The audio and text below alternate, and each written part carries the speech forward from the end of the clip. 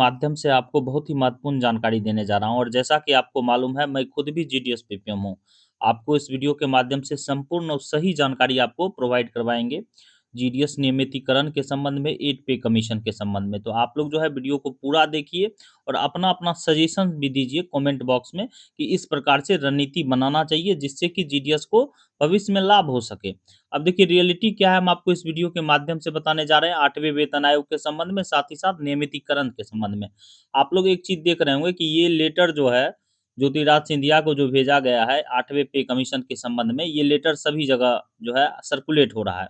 और यहाँ your faithfully GDS committee है, ये किसी जीडीएस के द्वारा जो है बनाया गया है और ये बनाया गया था कि सभी लोग जो है ईमेल के माध्यम से बाय लेटर, बाय पोस्ट जो है इसे भेजेंगे ज्योतिराज सिंधिया जी को, जिससे कि उन्हें जो है सूचना मिले कि इस प्रकार से हालात है जीडीएस का।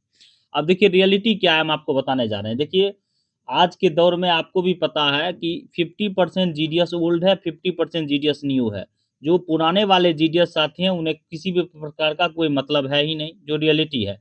और नए वाले जीडीएस जो है, वो जो है पूरी तरह से सोच रहे हैं कि हमारा प्रमोशन ही हो जाएगा तो क्या लेना-देना है। और कुछ लोग जो है कॉम्पिटिशन्स का तैयारी वगैरह कर रहे हैं, तो ये सब मामला चल रहा है।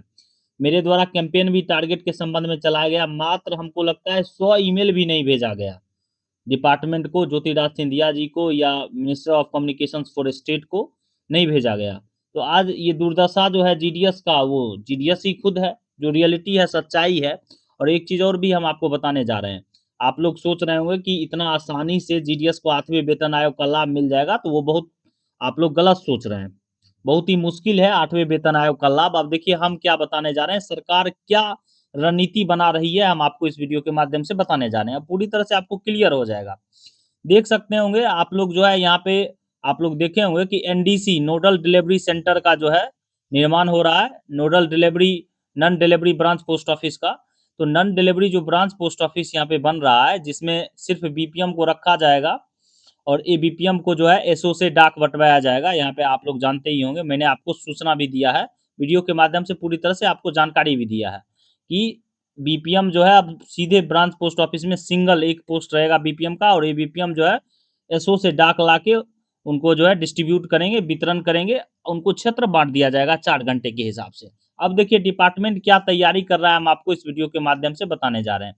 डिपार्टमेंट ये तैयारी कर रहा है कि पेपरलेस बनाया जाए ब्रांच पोस्ट ऑफिस को। अतः पेपरलेस जैसे ही बनेगा, वर्कलोड जो है डाउन हो जाएगा। अगर आप 20 ट्रांजैक्शन भी करते हैं तो कितना वर्कलोड आएगा आप ही बताइए। आपको तो अब जर्नल बनाना नहीं है, आपको जो है डिपॉजिट स्लिप फॉर्म भरना नहीं है, विड्रॉल स्लिप अगर आप फिंगरप्रिंट के माध्यम से जो है निकालते हैं, फिंगर के माध्यम से निकालते हैं, आधार बेस्ड के माध्यम से निकालते हैं, तो उसमें भी विड्रॉल स्लिप लगाने का ज़रूरत नहीं है। तो ये रियलिटी है, सच्चाई है। इससे क्या होगा, ये जो पूरी तरह से पेपरलेस हो रहा है, वर्कलोड आपका घट जाएगा। कुछ बनाना ही नहीं है, कुछ भी नहीं बनाना है। यहाँ पे साफ-साफ क्लियरली आपको हम समझा रहे हैं।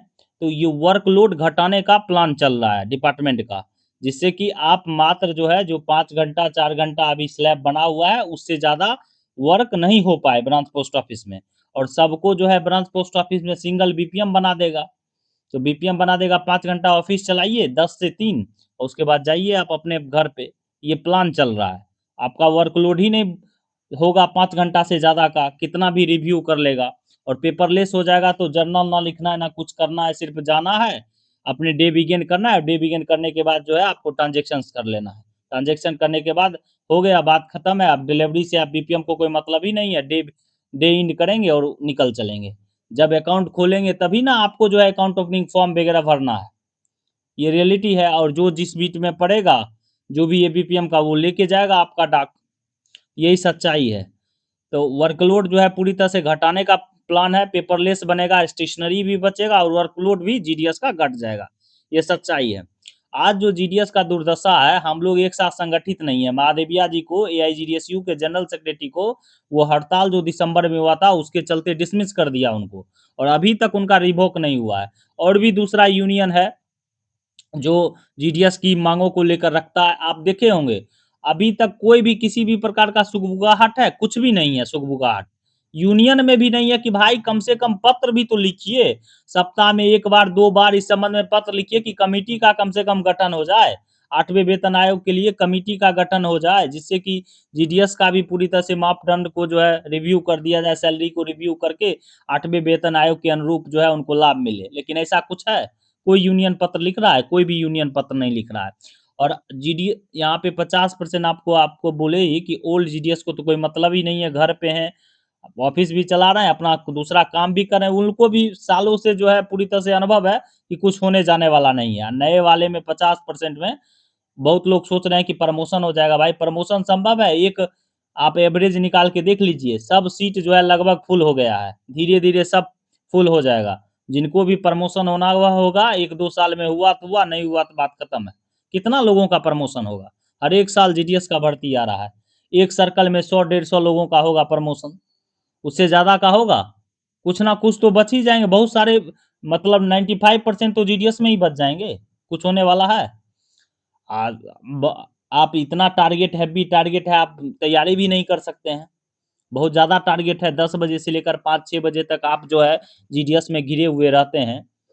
कहाँ से आप पढ़ पाइएगा? मेंटल हरासमेंट है, बहुत सारा बात है, घटना होते रहता है टारगेट के संबंध में, ये रियलिटी है। तो आप लोग भी कमेंट में सजेशन दीजिए कि क्या करना चाहिए। भाई कम से कम एक मेल तो लिख आप कर सकते हो ज्योतिराज सिंधिया जी को, minister of state for communication को, राज्य संचार मंत्री को, डीजी को, सेक्रेटरी को मेल भी करने में कोई प्रॉब्लम हो रहा है? एक पोस्ट भी तो कर रहे हो। आजकल स्पीड पोस्ट भी कहता है कि 11-11 को करने के लिए स्पीड पोस्ट का भी दबाव पड़ता है, तो आप लोग जो है करते हो, लोकल में एगो स्पीड पोस्ट कर देते हो अपना टारगेट पूरा करने के लिए। उससे बेटर है कि आप जो है एक पत्र जो है लिखिए कि आप जो है 8वें पे कमीशन का लाभ दीजिए जीडीएस को। सच्चाई अब देखिए, एक भाई जो है ये ज्योतिराज सिंधिया जी को भेजने के लिए 22 अगस्त को जो है इस प्रकार से पत्र जो है बनाए। यहाँ पे आप लोग देख सकते हैं, on the behalf of all GDS employee. अब देखिए इनका डिमांड में क्या लिख रहे हैं कि increase the minimum take home salary of E GDS 20,000। 20,000 तो अभी जीडीएस कमा रहा है, क्या जरूरत है? 20,000 अभी जो है कमा रहा है लोग जीडीएस। एमटीएस 5-10% ऐसे जीडीएस है जो बहुत ही अच्छे क्षेत्र में ब्रांच पोस्ट ऑफिस है, वहाँ एमटीएस पोस्टमैन के लेवल में कमा रहा है जीडीएस, पीएलआई कर रहा है, टीडी कर रहा है, उसको ऑटोमेटिक जो है टारगेट भी पूरा हो जा रहा है, तो वो 5-10% है। और सबका रूरल में है, तो रूरल रूरल में कैसे टारगेट पूरा हो जाएगा? जहाँ 100 रुपया लोग कमा नहीं पाता है, कहाँ से वहाँ अकाउंट खुलवाएगा आरडी या टीडी ऐसे? संभव है? संभव ही नहीं है, ये रियलिटी है। यही सब बात है, ना मेल कोई भेज सकता है, ना कोई पत्र भेज सकता है, तो यही दुर्भाग्य है। आप लोग जो है इसी में रहिए, इसी प्रकार से होगा। सबका प्रमोशंस भी संभव नहीं है, जितना ना टफ हो रहा है धीरे धीरे। क्या होगा सर्कल में? हर एक साल बहाली हो रहा है, हर एक बार। इस बार भी शेड्यूल 2 जुलाई 2026 का आया है, बहाली आप देख सकते हैं, फिर बहाली हो रहा है। कितने लोगों का प्रमोशन संभव है? छोड़ के जाएंगे, या तो छोड़ के जाएंगे, ज़्यादा टारगेट प्रेशर होगा, क्या होगा? कुछ अनहोनी हो, घटना हो सकता है, या छोड़ के जाएंगे, रियलिटी है, सच्चाई है। तो हम लोग में संगठित नहीं है, संगठित नहीं होने के चलते भाई हम समझ सकते हैं यूनियन कुछ नहीं कर रहा है, यूनियन करेगा भी नहीं कुछ, रियलिटी है। अब जो एआईजीडीएसयू मेन यूनियन था उसका तो आप देख ही रहे हैं कि डिसमिस कर दिया है। कुछ उस दिन से कुछ नहीं हो रहा है, हलचल कुछ भी हो रहा है? ना हड़ताल वगैरह, ना कुछ भी, ना कुछ पत्र वगैरह। तो ये रियलिटी है, आप लोग समझिए।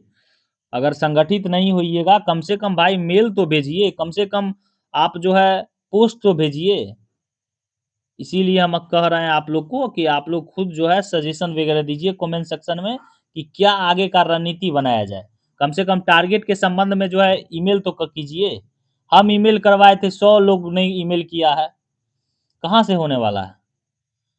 लोग कहता है कि टारगेट टारगेट है। भाई आपको, आपके ऊपर प्रेशर पड़ रहा है, तो आप जो है कम से कम आवाज तो उठाओगे। हम मान लेते हैं कि आप डिवीजन में आवाज नहीं उठा सकते, ईमेल के माध्यम से बढ़िया पदाधिकारी को सूचना तो दोगे, अपने यूनियन को सूचना दोगे ये सब परेशानी हो रहा है। उस यूनियन पे तो प्रेशर बना सकते हैं, डिपार्टमेंट को तो जानकारी दे सकते हैं, मंत्री जी को जानकारी दे सकते हैं ईमेल के माध्यम से, पोस्ट के माध्यम से। प्रेशर तो पड़ेगा। अगर 1000 ईमेल चला गया, 1000 पोस्ट चला गया, तो प्रेशर नहीं पड़ेगा कि सच में रियलिटी है कि जीडीएस पे बहुत ज़्यादा हैवी टारगेट पड़ रहा है, जो है जीडीएस का लो पूरी तरह से वेज है। हम बार बार कहते हैं, यूनियन को सजेशन के लिए बोले थे कि जो है आप बीपीएम को ही दे दीजिए दोनों, डिलीवरी का भी और जो है पूरी तरह से ऑफिस का भी, 8 घंटा हो जाएगा। अब देखिए डिपार्टमेंट का क्या रणनीति है, अलग-अलग कर दिया है। अब आपका 5 घंटा का भी वर्कलोड निकलेगा नहीं, 5 घंटा का भी वर्कलोड नहीं हो पाएगा, तो सच्चाई है। आप देख लीजिएगा, सिर्फ पेपरलेस बनने दीजिए, नॉन डिलीवरी बीओ बनेगा, आपका जो है काम तमाम हो जाएगा। आपका वर्कलोड ही नहीं बढ़ेगा 5 घंटा से ज़्यादा। ये सच्चाई है, रियलिटी है। ये जो भी बनाया है बहुत अच्छा बनाया है, लेकिन जो यहाँ पे देख सकते हैं कि ये 20,000 है, ये इस प्रकार से फॉर्मेट, इसमें कुछ प्रकार से चेंजेस करना होगा। डायरेक्ट डिमांड्स एक ही होना चाहिए कि जीडीएस को 8वें वेतन आयोग में लाभ, और दूसरा नंबर डिमांड जीडीएस को आप रखिए, सेंट्रल गवर्नमेंट एम्प्लॉय मानिए, सब काम कर रहे हैं हम आप लोग को।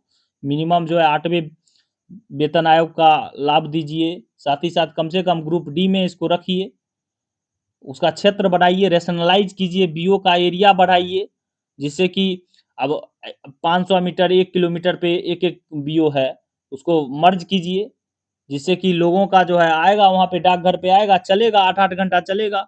बहुत सारा योजना है, ऐड कीजिए, काहे नहीं हो सकता है? बिल्कुल हो सकता है। तो ये सब रियलिटी है।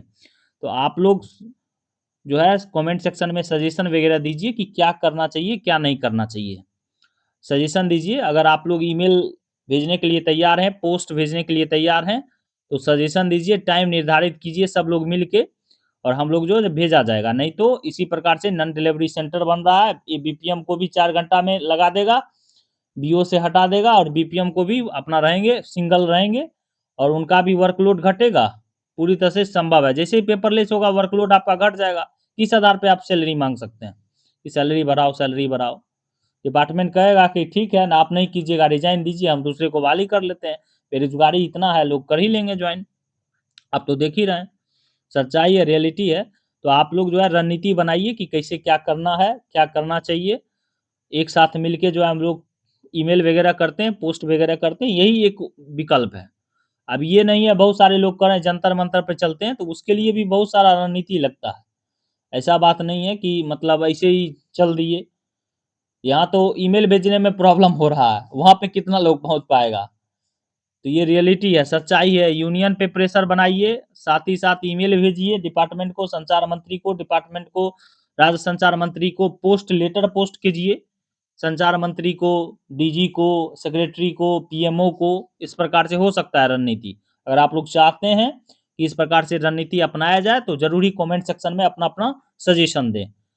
तो आप लोग भूल जाइए, 8वें वेतन आयोग के संबंध में पूरी तरह से भूल जाइए। कमिटी वगैरह ये वो फलना-चिलना, वो सब भूल जाइए आप पूरी तरह से। कुछ होने जाने वाला नहीं है, सब यूनियन पूरी तरह से खत्म हो गया है। कुछ भी नहीं है, कुछ सुन ही नहीं रहा है। क्या कर सकते हैं? कोई लेटर लिख रहा है, देख रहे हैं यूनियन, कोई भी प्रकार का कुछ लेटर ही नहीं है, कुछ आ रहा है? कुछ दिन से कुछ नहीं आ रहा है। अपना चंदा कट रहा है आराम से, वो भी मौज में है, आप भी मौज में हैं, कोई जीडीएस को कोई मतलब ही नहीं है, सबको लगता है प्रमोशन है तो ले लीजिए प्रमोशन। अभी भी जो है संगठित हो जाइए कम से कम। नहीं, हम लोग ऑथराइज नहीं है, हम लोग रिप्रेजेंटेशन नहीं दे सकते, लेकिन यूनियन तो रिप्रेजेंटेशन दे सकता है, जिसको हम चंदा देते हैं, उस पे प्रेशराइज करेंगे। पीएमओ को लेटर लिखेंगे, ज्योतिराज सिंधिया को लेटर लिख सकते हैं, राज्य संचार मंत्री को लिखेंगे, डीजी सेक्रेटरी को लिखेंगे, सबके संबंध में, टारगेट के संबंध में, 8वें वेतन आयोग के संबंध में, जीडीएस के नियमितीकरण के संबंध में, ये सब तो कर सकते हैं। ईमेल भेजने में क्या प्रॉब्लम है? कोई प्रॉब्लम है? कोई प्रॉब्लम नहीं है। लेटर भेजने में कोई प्रॉब्लम है? कोई प्रॉब्लम नहीं है। तो इतना टारगेट अपना पैसा से करते हैं, तो एगो सप्ताह में 1 दिन आप लेटर नहीं भेज सकते हैं? बिल्कुल भेज सकते हैं। अपने हक के लिए तो कुछ कर ही सकते हैं। तो अगर आप भी किसी भी प्रकार का कोई सजेशन वगैरह देना चाहते हैं, कमेंट सेक्शन में दीजिए। नहीं तो 8वें वेतन आयोग में जीडीएस का लाभ जो है भूल जाइए आप लोग। तो अगर वीडियो पसंद आए तो चैनल को सब्सक्राइब करें। Thank you.